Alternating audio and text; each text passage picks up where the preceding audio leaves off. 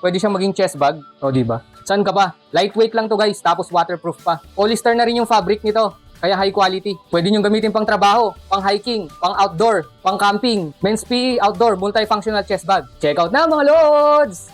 Ito yung pinili kong kulay guys. Kulay brown nga pala tong mga lods. Baka naghahanap kayo ng pang hiking na bag.